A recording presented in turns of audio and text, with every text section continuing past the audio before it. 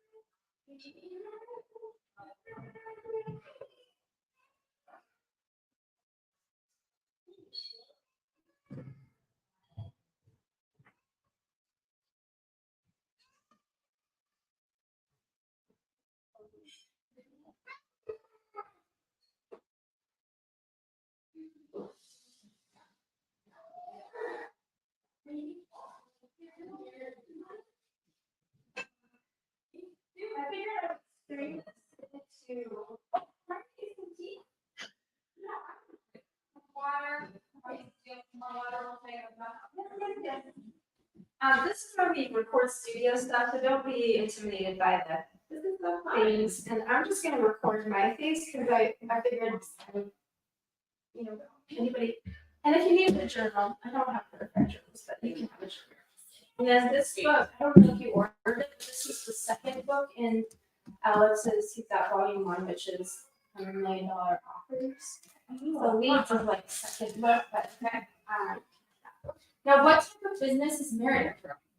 So I think she's still trying to decide. I'm just going to close one door. There's so much background noise. I think she's trying to decide. Hey, ladies, we've got a couple people on here, and we're waiting for our last guest. We've got Sarah in the house, some friends. So I don't know. I know she's kind of in discovery mode. Real estate, I think she's thinking about that. And so we'll get started here in just a minute. Let me actually get my slides up too. And I'll print these and send them to you because they're kind of just a condensed version of like the very basics. So let's see here. If I go ahead and share my screen.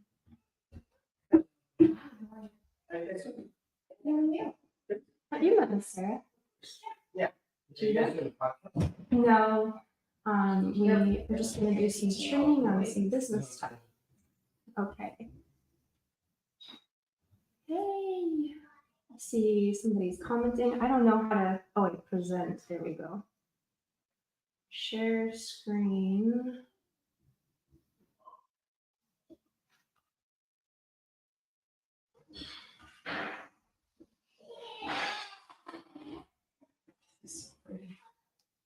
Thank you.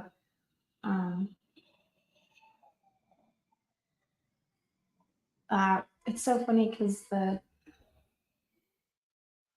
for so many years I grew up on a farm where they didn't have trash services, So we had all these like half mile down our farms, they would have like trash piles where they would burn trash, but there would be old irons and like old antiques. And even as a child, I was like obsessed with history. And so I just had a dream one day to like be collecting. So all of these pieces, I have them all throughout my house, have a story of some kind. So there's, yeah. Okay. Yes, yeah. Yep. So if you go through this way, you can up and over on the right. Yeah. Oh, good. You can still see my face. Yay. Okay. So, ladies, we're going to get started here in just a minute. And I'm going to start with just some basic principles of success. Yay. Hey, everyone. Stick with me here. This will probably be about a 45-minute training. We're going to do some workshopping. So we have local business owners here in my house. So I'm going to answer some live questions, and hopefully the goal is to get people really started. Ladies, now is the time more than ever, and I'll share more about this, but if there was ever a time for women to start and grow profitable businesses, I think about 100 years ago when the Rothschilds and the JP Morgan Chase, they were all dictating the direction of society by influencing with their wealth and influencing culture, influencing society with wealth. And so we as believers and we as women need to be building wealth. You can do it from your home, with your babies on your hip, with your children, alongside your husband. So whatever the dream is, I just want to encourage you.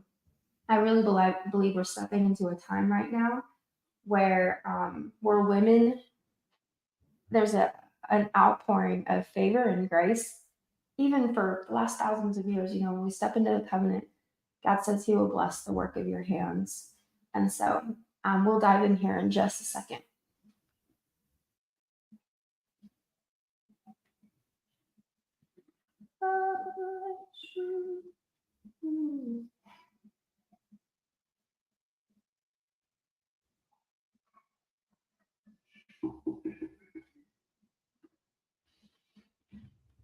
post your question. I'm just going to type that here. Post your questions if you have any, or if you own a business currently.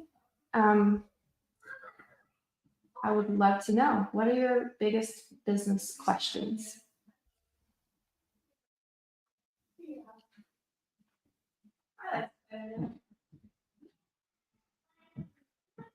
Okay. Well, I think we could just get started and then I can do a recap because I know you're on a time crunch. Okay. So I'm going to share my screen. I'll kind of start with the foundation because I think it's really important. Well, first of all, and for anyone that doesn't know, I started a company 14 years ago in the health and wellness space, started off at farmers markets and just really peddling soap in the streets of Denver, Colorado Springs and stores. And then in 2017 scaled from 0 to 7 figures and then 8 figures in less than 2.5 years. And so I really believe we're living in a time where women, God wants to empower and give grace to women to build businesses from their homes, be profitable. We have such a mandate to direct society through wealth. I believe there's so much power in what we can do and change we can create when we build wealth. So I'm just going to start with some everything that I've built, the place I built from, biblically speaking, 6 principles of success. These are what guided me over these last 14 years. The first one, knowing that God said he will bless the work of our hands. And so I know we tend to over spiritualize prosperity, or I think believers often think, does God want me to be profitable or does he want me to be prosperous? And if we look all throughout scripture, the story of Abraham, Isaac, Jacob, yes, he wants us to be prosperous. So here's the 6 principles. The first really is desire. What is God putting in your heart? Everything I know, like for me, there was a burning desire. And actually, pause 1 second. Sorry, I'm just going to let my boys know they need it.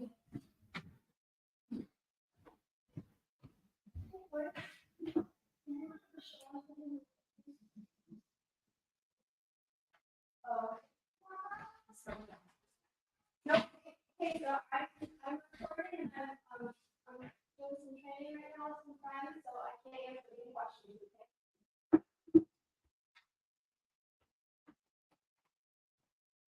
All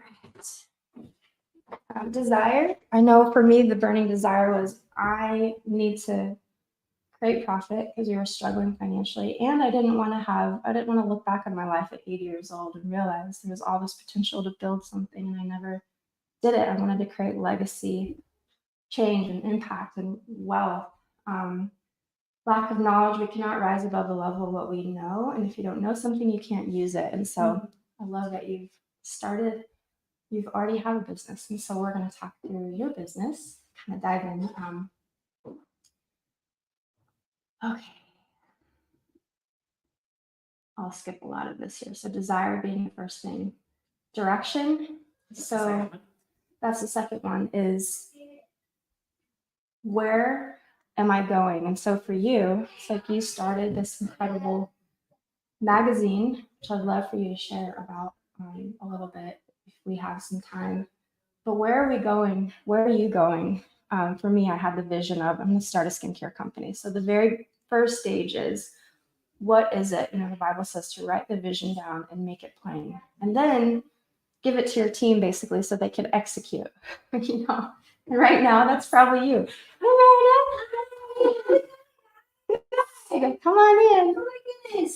Sorry, I missed a turn and then there was like a wreck and No, you're fine. there's all of the keys and you just stop. Yeah. Can I get your notes? Is somebody else coming? No, it's you. I just moved my stuff. Oh, that's your house. Sweet. I was just going through some of the foundational principles. Before we get into strategy and tactic, I wanted to lay the foundation, kind of what we were talking about at Urban Market. Yeah. The 6 D's really is what it is: desire, direction.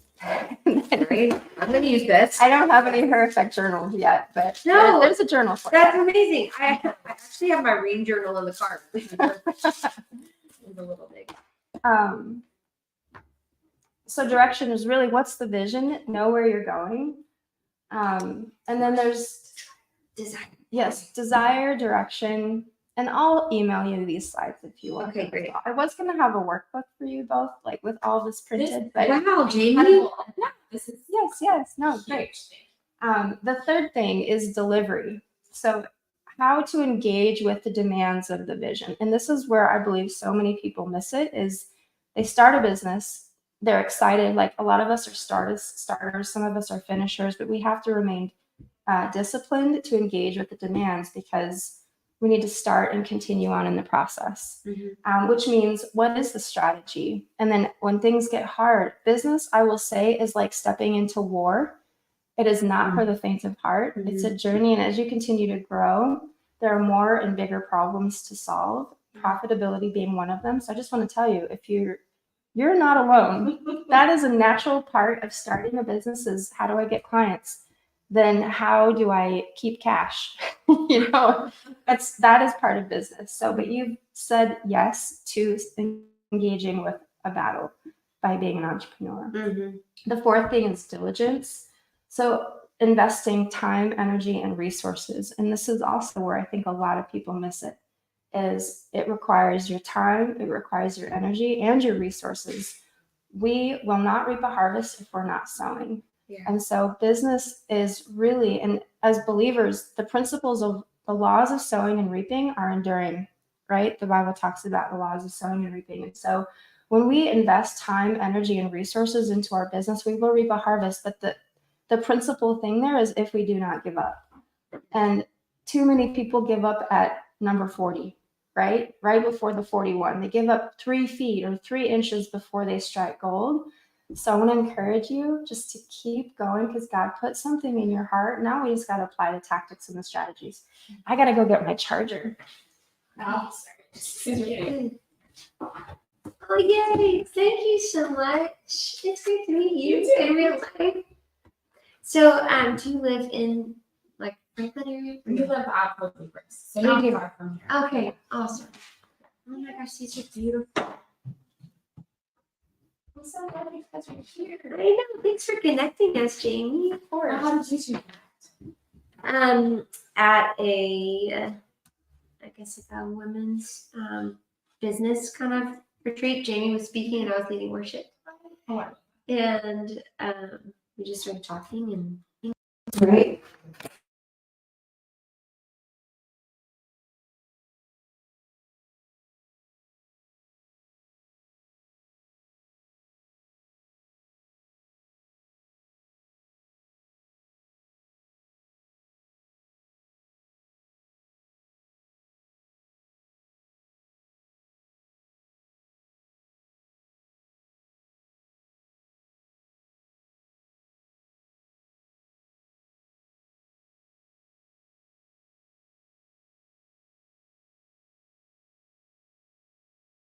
Oh, okay.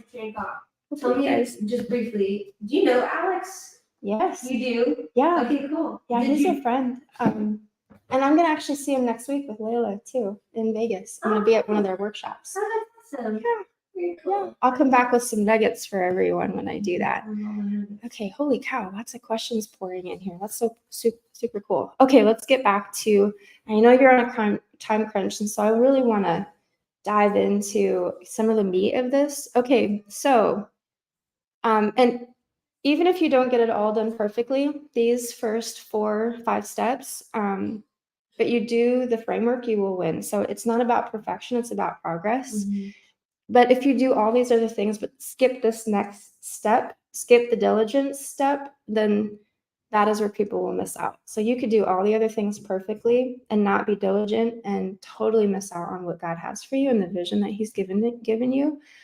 Your results are in proportion to how much you are showing up. You will reap what you sow. And so this is where I like to say we are in a battle, because there's no such thing as doing it half-hearted. And whatever your commitment level is like, it's about dedication and about diligence and just being consistent. And I think that goes without saying. I often speak to network marketers and people in different sectors of business. And so people are at different levels. But when you're starting a business in the level that you're at, you have no choice but to engage because it's grow or die. Yeah. And money loves speed and momentum. So another thing is mental toughness. This is something, just hearing that should be freeing for you, because it's like, man, what's going on? Like, the battle of the mind in the process. Remember, the process is the progress, and work works. And so a lot of times when we don't see things externally working for us, it's doing something on the inside of us. Yeah. The process of becoming and changing is one of the hardest, because it means sometimes losing friends.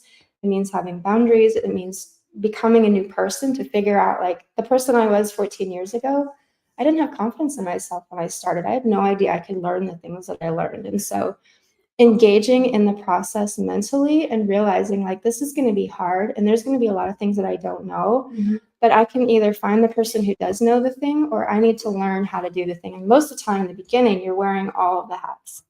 You're doing the marketing, the selling, you're figuring out your formulations, or what does it take to start a magazine and grow a magazine. Like, you're in the throes of the challenge.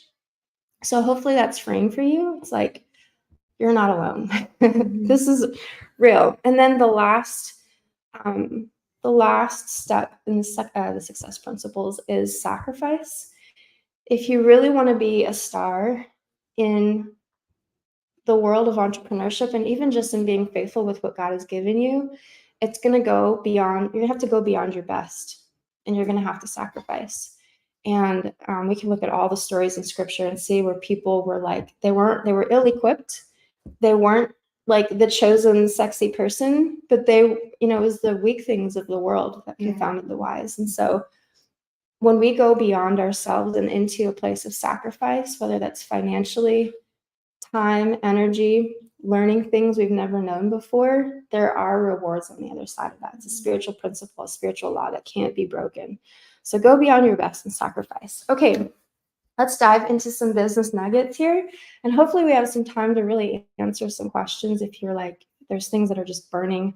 And I've sort of condensed. So Alex, his first book was 100 million offers. And so as I was reading that book like 2 years ago, it's funny, I did dinner with him and Layla like 2 years ago, and he signed my book, and he was like, I can't believe you carry this book around. I was like, it's everything that I did to grow, but he put it into framework. So I've taken some of his frameworks here just based on solid business principles. So I want to give credit to Alex. Like, a lot of this I've actually condensed into, this is what it takes to start and build a foundation for a profitable business. Number one, there's 2 typical problems to solve in business. One is insufficient clients or customers.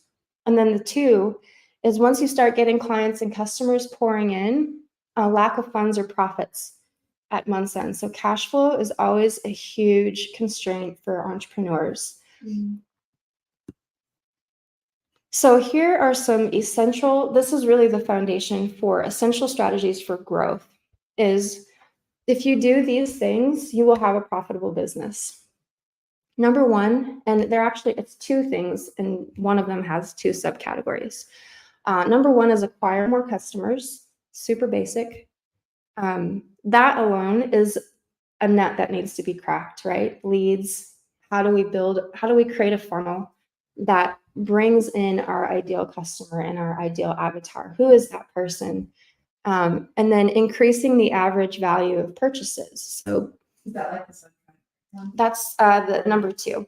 And I'll put it into some even simpler terms here in just a second. Sorry, what was there 2? Yep, increase the average value of purchases. So for instance, I'll just use my business for example. In the very beginning, at first it was like, how do I get customers to buy my soap? So I went and walked up and down streets of Denver and Colorado Springs and talked to store owners, and I was wholesale, retailing, all that stuff. And then I did farmers markets, which was an expansion for us, because now we had all these customers in a central location who were looking for products like mine. And then when we went online in 2017, it was like floodgates. So figuring out how to do all of that but there's been a progression of business models. And then the second thing is increasing the average value of your purchases. And so this is going to be super interesting for you because you own a physical product. And one of the unlocks for me, I remember when I started to believe that my product fit online, was when I was watching a training from a guy who was selling gun cleaning kits and was making like $6 million in a weekend selling his physical products. So I was like, if he could sell physical products online, I don't care what the physical product is, and do that, then why can't I do it too? So even though you're in media and you're selling a physical product. Yeah.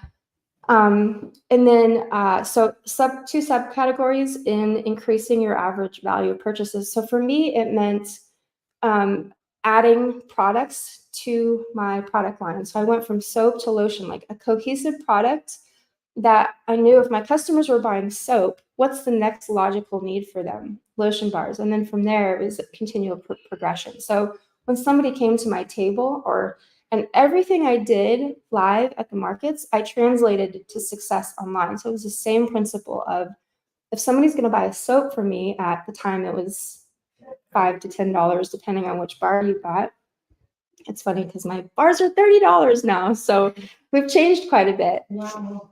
So if I could do that, then what else would they be looking for? If I want to attract a customer into my table, into my funnel, then what's the logical thing I can serve them on? What problems can I solve? And that's a huge key question, is what problems am I solving? And so the lotion bar. So I went from having a $10 average cart value to a $40. Or if people came to my table and they wanted doubles, I started creating these packages where I said, if you spend over $100, you're going to get a free soap.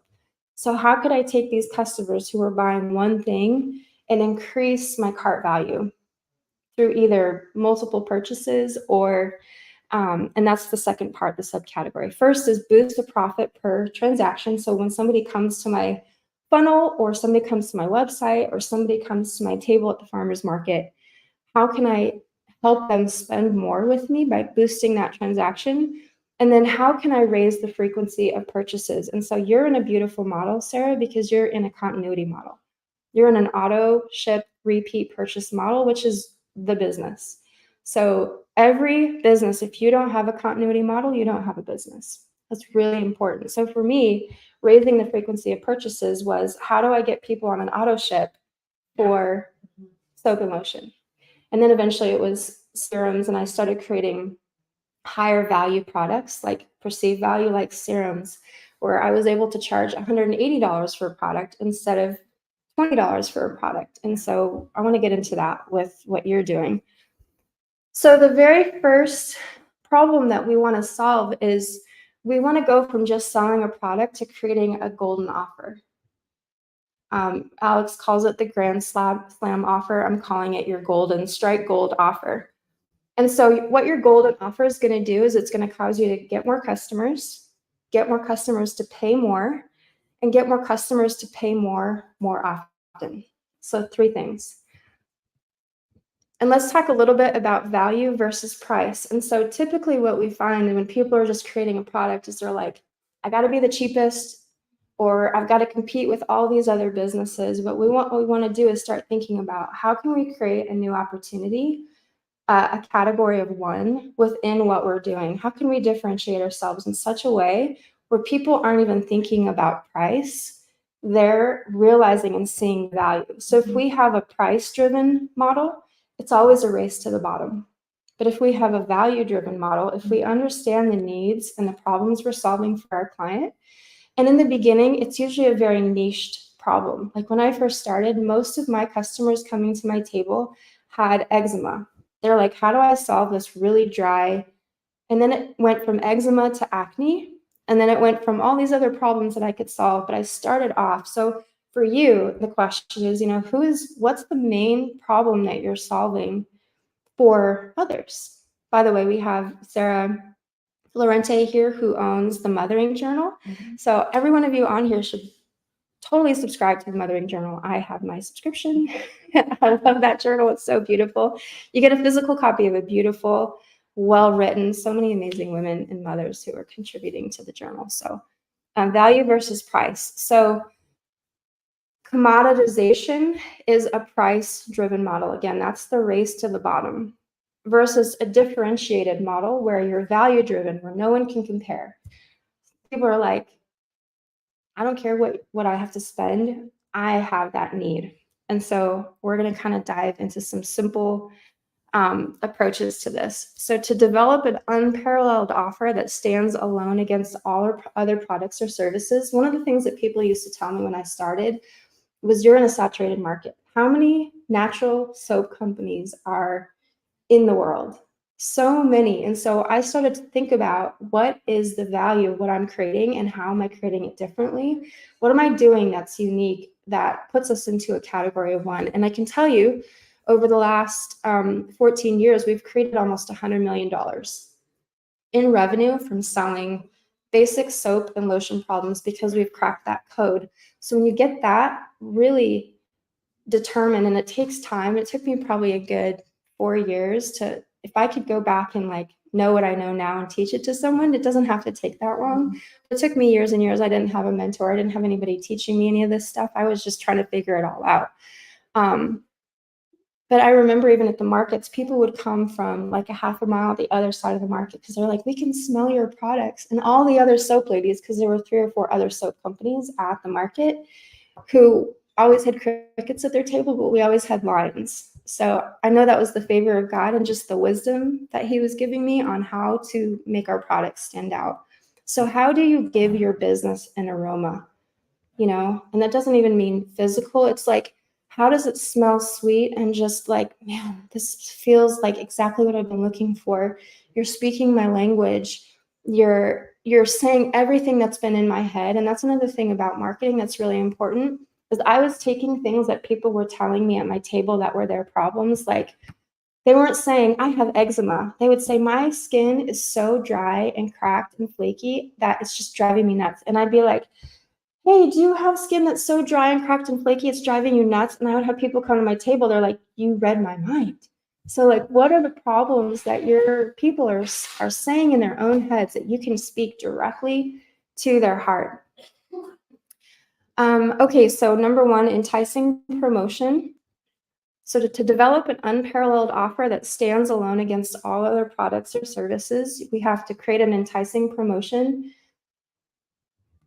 unrivaled value proposition, premium pricing. And so here's the key too, is that when you understand unrivaled value proposition, it no longer is about being the cheapest or the moderately priced like everyone else. Now it's like, I can charge XYZ pricing. So premium pricing, we want to solve rich people problems in the beginning, because otherwise it's so much more challenging to have a business profitable.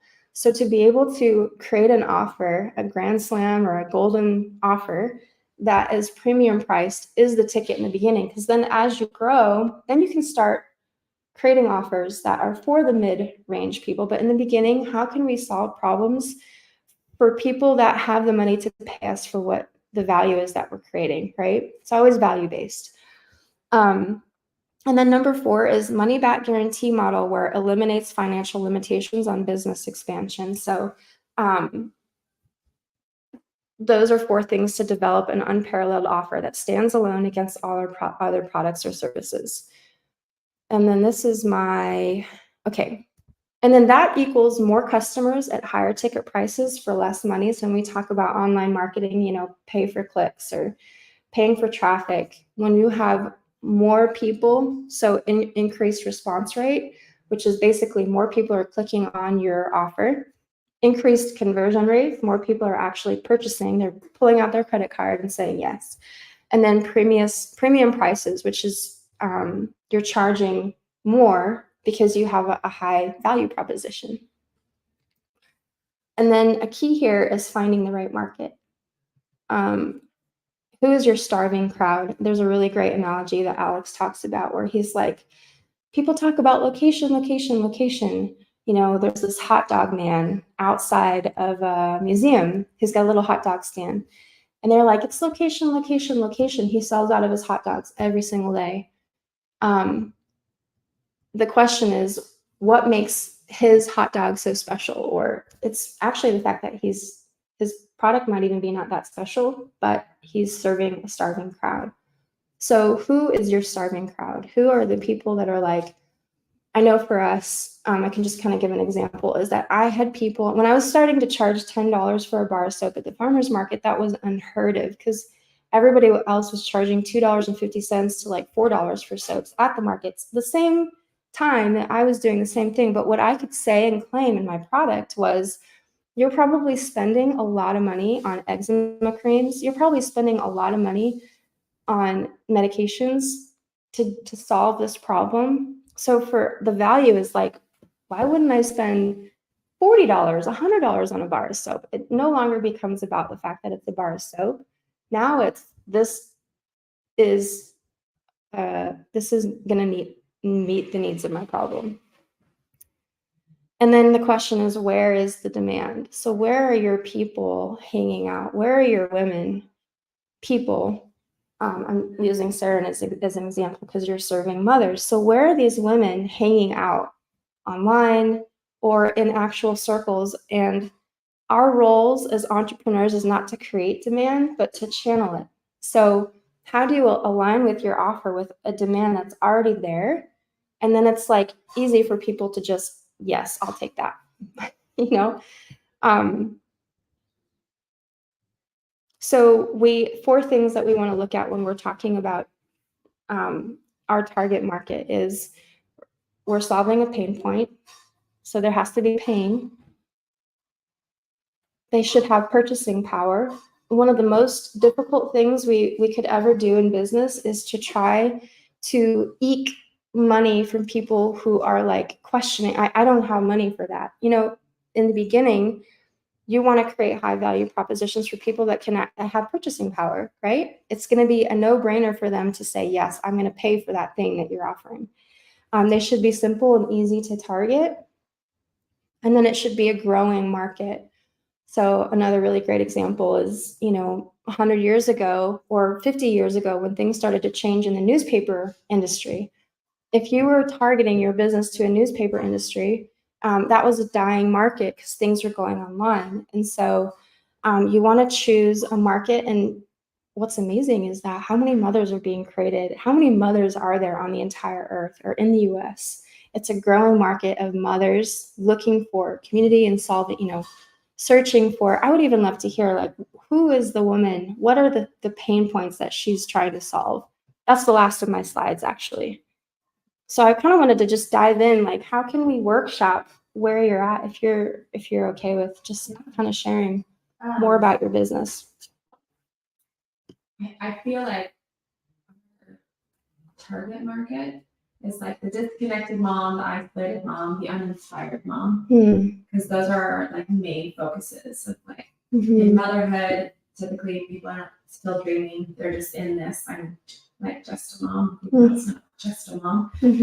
So they shut down their ability to dream and to grow and to continue to run with the things that are inside of their heart. They were there before they were a mom, And I think we kind of have this mindset of it's like all here or all here, where we're actually created for the whole band.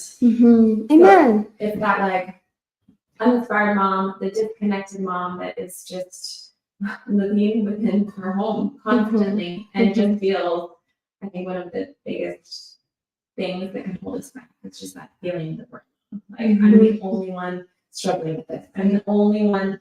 I don't know how to do this. I don't know how to do it well. I don't know how to admit. There's like an element of shame that comes. But then you actually read someone else's like testimony, their story, and you're like, oh my gosh, someone is actually saying it. And I'm having a conversation kind of with the Lord through this mess, And what was it? Disconnected, uninspired. And just the disconnected piece is also like, I think that's like the next phase of Mothering Journal, where I want to create an app or an actual like events where we're going across the nation. Like local chapters? Yeah. And so then we would have, I love that. We met in our barn and there was 30-something people that met. And we all just gathered on tables. And we started, like, the theme for that night was just remembrance, like, just that whole idea of, like, this entrepreneur. It's like, how do we like not move past those incredible like stones of remembrance that each one of us has. We all, even if we're struggling in motherhood, we have these wins of God. And so everyone started like journaling that. And then for the rest of the night, we just all had questions. And so we would share. And so people that are in like the ministry mindset, you know, would be like, okay, who's the guest speaker? Who's the guest of honor? Who's the worship leader? And I'm like, the mom across the table for you. Yes. Like, Amen. we're just kind of like out of that mode, you know, where it's like, you don't need to be an expert. You just need to have a story. You need to be willing to share it. So I feel like that is the like message of the magazine. It's real, raw, it's vulnerability. At its best, you know, I think some people think I'm gonna just share all of my heart. You know, at first it was like I told all of our writers, I was like, I really feel like now everyone's purged. Like they're really hard stories. They're really, but we also want to leave people, you know, with hope. Yes. And I think when you like our first issues were like we were tackling really hard things. Like we had a mom who lost their daughter when she was 3, miscarriages, you know, failed adoptions over and over again, like really hard stuff. But it was that element of like, we'll go first and actually have these conversations because a lot of people aren't having these conversations. But now it has switched that, like, okay, I did just have, you know, someone who just had a miscarriage. But how, you know, how do you even show up for a friend who's had a miscarriage? Like, so it's not only just like personal stories, but it's creating empathy for all other moms. Yeah. Because maybe I don't know how to relate to your story because it's not my story. Yeah. But now I know if there's anyone else like that in my life, I know how to show up for that woman. Yeah. You know, and I feel like so much of it is it's not that we don't want to show up, we just don't know how. You know? So I feel like the next phase is like taking it on the road, you know, figuring out once we grow, like where are our biggest markets, and just going into these monthly journal nights, and then we'll have like an app that we would put everyone's information in and empower those women to run with it. Like, so maybe every week we would drop a question or be like, hey, when was the last time y'all connected? You know, like we're just gonna plan to see you. But now like you can't be every once. So like how do you empower these other communities to keep running with it? And maybe we show up every year to continue pouring into it. But my heart is to build community. You know, it's this weird thing because it is in the magazine. But I think that's your new opportunity though. I mean, okay, so practically speaking, are you online yet? Are you? Like, we're online enough to be like, that's where you subscribe. Yeah. But our website is very Are you? So what I would love to do, and we could even do this over Zoom where you don't have to come, but I would love to workshop a true offer because everything that you're saying is so high value. I mean, you would pay for that. Oh, for sure. Like to be a part of. So there's different components within your business, and the physical product is really just like your lead. Like that's not even the main offer. The real offer, I think, is actually the community and what the voices of even your authors can do within the community to help bring transformation and hope and all the goals that you have for your mothers. But gosh, if you were to create like your Grand Slam offer and put it up online, it'd be a little bit of a process to get there, but it would create that higher margin, you know, that profitability that's so important, especially in the beginning. And also the repeat purchases I'm thinking from a business perspective, like to take it out of, man, all the impact that you're having, but how do we help you keep making that impact? Because your work is necessary. It's not like God doesn't look at this and say, well, you know, so what? You know, your women need your message. So, do you want to talk through like offer ideas before you have to go? Or? I mean, I would love all. I mean, it's like I know what I know, Right? Mhm. So I'm in this space where I'm like, Lord, you have to teach me everything I don't know. Mhm. But so I don't even know what they offer. You know what I mean? Like I Yeah. can sit in 5 minutes, share my heart, Yeah. but as far as like sinking it down into a condensed, to Yeah. make someone go, I have to be part of this, probably is the lacking piece. Yeah. Totally. Yeah. So That's the next step for you. Yeah. I know. And okay, so I'm gonna actually like leave the studio here, ladies. Thank you for your questions. I'll come back to all of you. I want you to just have like the next 10 minutes of here, like this vacuum. Thanks for joining us, everyone. We'll talk soon. Studio.